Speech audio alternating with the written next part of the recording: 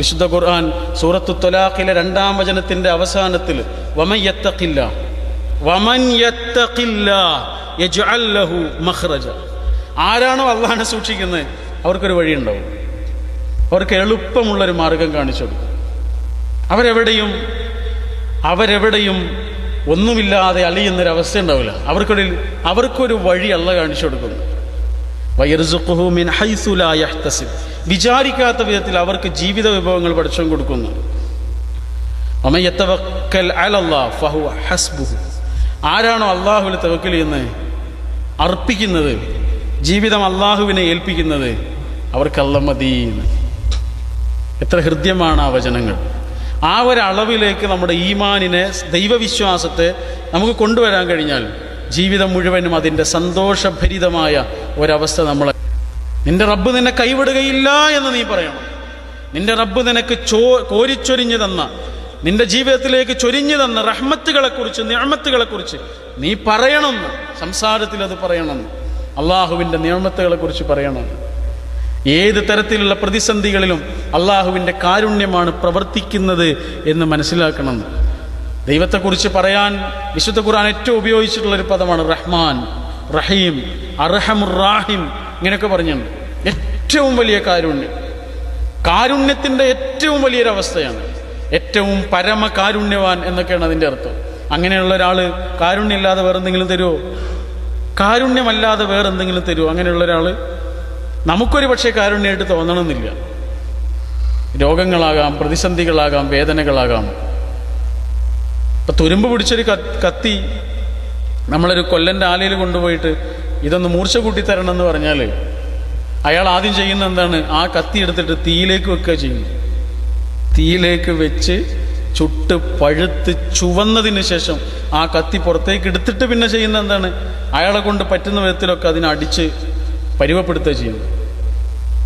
ആ അടിച്ച് പരുവപ്പെടുത്തുകയും ചെയ്തതിന് ശേഷം വെള്ളത്തിൽ മുക്കിയിട്ട് അതിങ്ങനെ പുറത്തെടുത്തിട്ടൊന്ന് മിനുസപ്പെടുത്തിയാൽ എത്ര സുന്ദരമായിരിക്കും ആ കത്തി!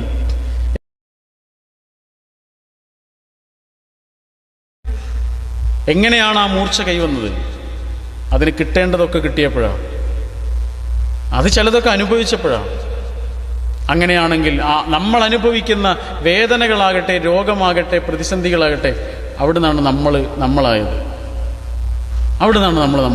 ഈ ഒരു ഉൾവെളിച്ചമാണ് യഥാർത്ഥത്തിൽ ഖുർആൻ തരുന്നത്. ജീവിതത്തിൽ സംഭവിക്കുന്നതൊന്നും യാദൃച്ഛികമല്ല എന്നൊരാൾ മനസ്സിലാക്കുമ്പോൾ അയാളുടെ ജീവിതത്തിൽ അനുഭവിക്കുന്ന ഒരു സമാധാനമാണ്. വല്ലുഹ വല്ലൈലി ഇദാ സജ, ലുഹ എന്നൊരു നേരമുണ്ടല്ലോ, ഉച്ച സമയത്തിൻ്റെ തൊട്ട് മുമ്പുള്ള ഒരു സമയം.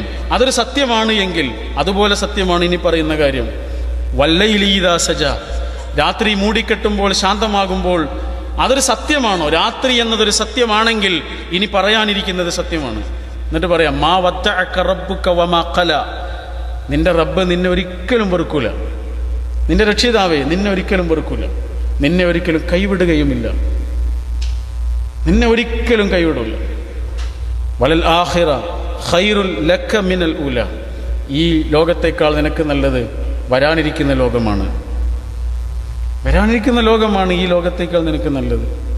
വലസൗഫ യുഅതീക റബ്ബുക ഫതർദ, നിന്റെ റബ്ബ് നിനക്ക് തരുടോ, എന്തിനാ നീ പേടിക്കുന്നത്? ഇവിടെ കിട്ടാത്തതൊക്കെ നിനക്ക് അവിടെ കിട്ടും. അവിടെ കിട്ടിയതൊന്നും പിന്നെ ഒരിക്കലും നഷ്ടപ്പെടില്ല. ഇവിടെ നഷ്ടപ്പെട്ടതൊക്കെ അവിടെ തരും. അവിടെ കിട്ടിയതൊന്നും പിന്നെ ഒരിക്കലും നിന്നെ കൈവിടുകയില്ല. നിനക്ക് തരും. തന്നു കഴിഞ്ഞാലോ ഫതർദ, അപ്പൊ നിനക്ക് സന്തോഷമാകും. അലം യജ്ദിക യതീമൻ ഫആവ, നീ ഒരു അനാഥനായിരുന്നില്ലേ, നിനക്ക് അഭയം നൽകിയില്ലേ നിന്റെ റബ്ബ്. വവജദക ദാല്ലൻ ഫഹദ, നീ വഴികെട്ടവനോ വഴിയിൽ അറിയാത്തവനോ വഴികേടിലോ ആയിരുന്നില്ലേ, അവിടെ നിന്ന് നിന്നെ വെളിച്ചത്തിലേക്ക് കൊണ്ടുവന്നില്ലേ നിന്റെ നാഥൻ. വവജദക ആഇലൻ ഫഅഗ്ന, നിന്നെ അലഞ്ഞു തിരിയുന്നവനായി കണ്ടില്ലേ, നിനക്ക് ഐശ്വര്യം നൽകിയില്ലേ. ഫഅമ്മൽ യതീമ ഫലാ തഖ്ഹർ, അതുകൊണ്ട് അനാഥനായൊരു കുട്ടി നിന്റെ കൂടെ ഉണ്ടെങ്കിൽ, നിന്റെ കുടുംബത്തിലുണ്ടെങ്കിൽ, നിന്റെ നാട്ടിൽ ജീവിക്കുന്നുണ്ടെങ്കിൽ ഒരിക്കലും നീ അവനെ അവഗണിക്കരുത്. നിന്റെ ഉത്തരവാദിത്തമാണ് ആ കുട്ടിയും.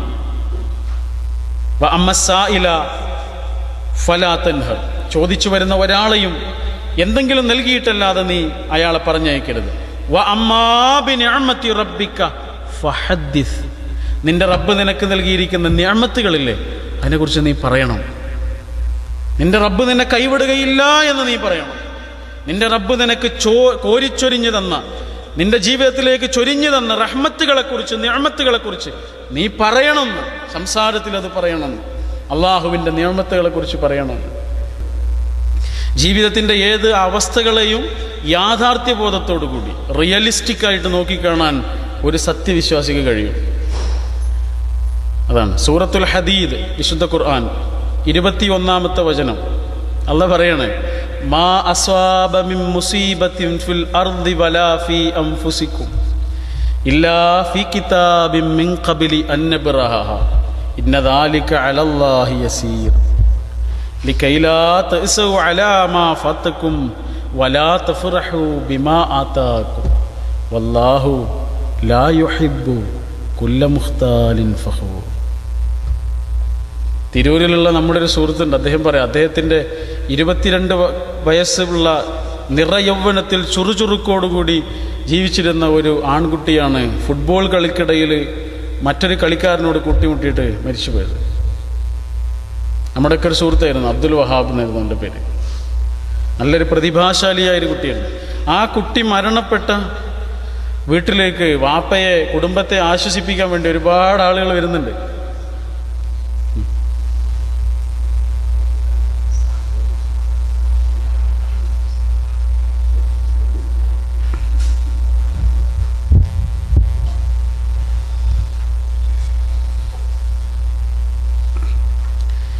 അപ്പോൾ മകൻ നഷ്ടപ്പെട്ട വാപ്പയെ ആശ്വസിപ്പിക്കാൻ വേണ്ടി കുറേ ആളുകൾ ആ വീട്ടിലേക്ക് വരുന്നുണ്ട്. എൻ്റെ വീട്ടിലും അങ്ങനെ ഒരു അവസ്ഥ ഉണ്ടായിരുന്നു. മകൻ നഷ്ടപ്പെട്ട ഒരു കുടുംബത്തിൻ്റെ അവസ്ഥ നമുക്കറിയാം. ആ സങ്കടം എത്ര വലുതായിരിക്കുന്നു. അപ്പോൾ അദ്ദേഹം പറയണം, ഒരുപാട് ആളുകൾ വന്നിട്ട് എന്നെ ആശ്വസിപ്പിക്കുന്നുണ്ട്, പക്ഷേ എനിക്കൊരു ആശ്വാസമൊന്നും അതുകൊണ്ട് കിട്ടുന്നില്ല. അതിനിടയ്ക്ക് ഒരാൾ വന്നു, പണ്ഡിതനായ ഒരാൾ, പ്രൊഫസർ NB അബ്ദുറഹ്മാൻ എന്ന് പറയും, ഒരു സയൻറ്റിസ്റ്റാണ് അദ്ദേഹം. അദ്ദേഹം വന്നിട്ട് ഈ മകൻ നഷ്ടപ്പെട്ട് മകൻ്റെ മയ്യത്തിൻ്റെ അരികിലിരിക്കുന്ന വാപ്പയോട് ചോദിക്കണേ, ഇവിടെ ഖുർആൻ പരിഭാഷ അല്ലേ? ആ, ഖുർആൻ പരിഭാഷ ഉണ്ട്, ഒന്ന് എടുത്തുകൊണ്ടുവരുമോ? അദ്ദേഹം എടുത്തുകൊണ്ടുവന്നു. ആ സൂറത്തുൽ ഹദീദ് ഒന്ന് തുറക്കുമോ? സൂറത്തുൽ ഹദീദ് തുറന്നു. അതിൽ 21-ാമത്തെ ആയത്തൊന്ന് ഓതോ, എന്നിട്ട് അതിൻ്റെ അർത്ഥം ഒന്ന് പറയോ. സങ്കടങ്ങളുടെ നെരിപ്പോടിൽ കഴിയുന്നൊരു മനുഷ്യൻ്റെ മനസ്സിലേക്ക് അള്ളാഹുവിൻ്റെ വചനം ഒരു മഴയായി പെയ്യുന്ന ഒരവസ്ഥയാണ്. അതൊരു കുളിർമഴയാണ്. നമ്മുടെ ജീവിതത്തെ ആകെ മാറ്റിപ്പണിയും, നമ്മുടെ കാഴ്ചപ്പാടുകളെ മാറ്റിപ്പണിയും ഖുർആൻ. നമ്മുടെ ജീവിത ശീലങ്ങളിൽ ഖുർആൻ ഇടപെടും, നമ്മുടെ സങ്കടങ്ങളിൽ ഖുർആൻ ഇടപെടും, സന്തോഷങ്ങളിലും ഇടപെടും.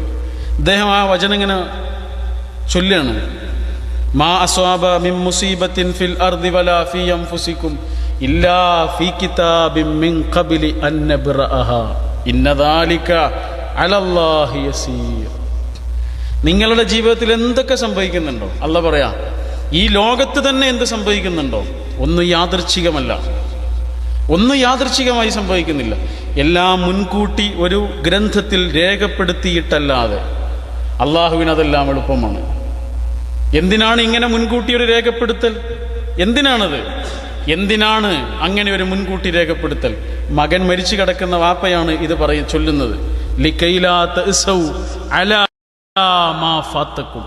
നഷ്ടപ്പെട്ട ഒരു കാര്യത്തിൻ്റെ പേരിൽ നിങ്ങൾ സങ്കടപ്പെടാതിരിക്കാൻ.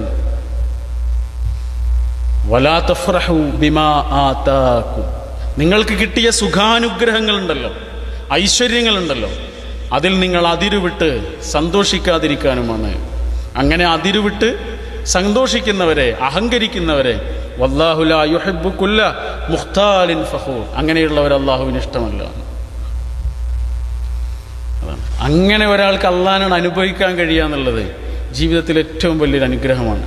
അള്ളാഹുവിനെ ഒരാൾ മനസ്സിലാക്കുമ്പോൾ ഉണ്ടാകുന്ന മാറ്റമാണ്. ഇതാണ് ഖുർആൻ പറഞ്ഞത്. ഇതാണ് എല്ലാ വേദഗ്രന്ഥങ്ങളും മനുഷ്യന് നൽകുന്ന ഏറ്റവും പ്രധാനപ്പെട്ട സന്ദേശം. ദൈവത്തെക്കുറിച്ചുള്ള ഉൾവിചാരങ്ങളാണ് നൽകുന്നത്, വിശ്വാസമല്ല. ദൈവത്തെക്കുറിച്ച് വിശ്വാസമില്ലാത്ത ആളുകൾ വളരെ കുറവാണ്. ലോക ചരിത്രത്തിൽ തന്നെ വളരെ വളരെ കുറവായിരിക്കും ദൈവത്തിൽ വിശ്വാസമില്ലാത്ത ആളുകൾ. അങ്ങനെ ഒരു വിശ്വാസം പഠിപ്പിക്കാൻ വന്ന ഗ്രന്ഥമല്ല ഇത്. ദൈവത്തിൽ വിശ്വസിക്കാൻ പറയാൻ വന്ന ഗ്രന്ഥമല്ല ഇത്. മറിച്ച് ദൈവത്തിലുള്ളൊരു ഉറപ്പുണ്ടാക്കിയെടുക്കാനാണ്. ജീവിത മേഖലകളെ ആകെ ശുദ്ധീകരിക്കുന്ന, സംസ്കരിക്കുന്ന അവസ്ഥയിലേക്ക് ദൈവവിശ്വാസം കടന്നു വരണം എന്ന് പഠിപ്പിക്കാനാണ് വിശുദ്ധ ഖുർആൻ വന്നത്. ഏതൊരു മതഗ്രന്ഥം നിങ്ങൾ എടുത്തു നോക്കൂ, ദൈവത്തെക്കുറിച്ചാണ് പറയുന്നത്. കഥകൾ പറയുന്നത്, ഉപമകൾ പറയുന്നത്, ചരിത്രം പറയുന്നത്, ഉദാഹരണങ്ങൾ നിരത്തുന്നത് എല്ലാം ദൈവത്തെക്കുറിച്ച് പറഞ്ഞു തരാനാണ്. സാമവേദത്തിലെ ആഗ്നേയ കാണ്ഡത്തിലെ 8-ാം അധ്യായത്തിൽ 19 മുതലുള്ളൊരു വചനമുണ്ട്. ദൈവത്തോടുള്ളൊരു പ്രാർത്ഥനയാണ്. രായ അഗ്നേ മഹേത്വ ദാനായ സമിധീമഹേ ഈഡിശ്വാഹീമഹേ വൃഷ ദ്യാവഹോത്രായ പൃഥ്വി. ഭൂമിയെ സൃഷ്ടിച്ചവനെ, അഗ്നിയെ സൃഷ്ടിച്ചവനെ, ആകാശങ്ങളെ സൃഷ്ടിച്ചവനെ, അണ്ടകടാഹങ്ങളെ സൃഷ്ടിച്ചവനെ, അഗ്നിയെ സൃഷ്ടിച്ചവനെ, വരാനിരിക്കുന്നൊരു മഹാശിക്ഷയിൽ നിന്ന് ഞങ്ങളെ നീ കാത്തുകൊള്ളണമേ എന്ന് ഹൈന്ദവ വേദമാണിത് പറയുന്നത്. വരാനിരിക്കുന്നൊരു ശിക്ഷയെക്കുറിച്ച്. നമുത്ര ഹി സഹായാർത്ഥം പിതാ മാതാ ചതിഷ്ഠത ന പുത്രധാര ന ജ്ഞാതിർ ധർമ്മസ്ഥിഷ്ഠതി കേവല. അതേ സാമവേദത്തിലെ മറ്റൊരു വചനാണ്. നമുത്ര ഹി സഹായാർത്ഥം പിതാ മാതാ ചതിഷ്ഠിത. ആ വരാനിരിക്കുന്ന ലോകമുണ്ടല്ലോ, അവിടെ പിതാവോ മാതാവോ ന പുത്രധാര ന ജ്ഞാതിർ, പുത്രന്മാരോ തലമുറകളോ നമ്മളെ രക്ഷിക്കാനുണ്ടാവില്ല. ആരും ആരെയും രക്ഷിക്കാനില്ല.